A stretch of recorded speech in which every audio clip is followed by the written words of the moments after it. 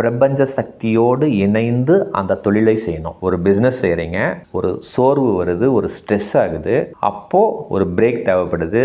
அந்த பிரேக்கில் உங்களுக்கு பிடிச்ச வேலையை செய்கிறீங்க. நான் என்ன சொல்கிறேன், நீங்கள் செய்கிற பிஸ்னஸையே பிடிச்சு வேலை செய்யுங்க. தனித்தன்மையோட வெற்றியாளனாக நீங்கள் இருப்பீங்க. பிஸ்னஸ் செய்கிறவங்க 100 மடங்கு லாபம் அதிகமாக நமக்கு வரணும்னு சொன்னீங்கன்னா இந்த கான்செப்டில் நீங்கள் வேலை செய்யுங்க. இந்த 2 விஷயம் தெரிஞ்சதுன்னா போதுங்க.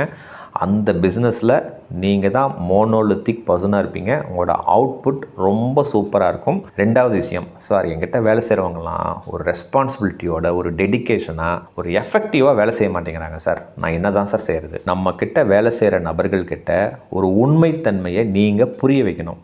எப்படி புரிய வைக்கலான்னாங்க, இது நேர்முகமாகவோ மறைமுகமாகவோ புரிய வைக்கலாம். எப்படின்னா, இந்த வேலை, இந்த தொழிலில் உங்களோட உழைப்பு என்னோட வெற்றிக்கு காரணம்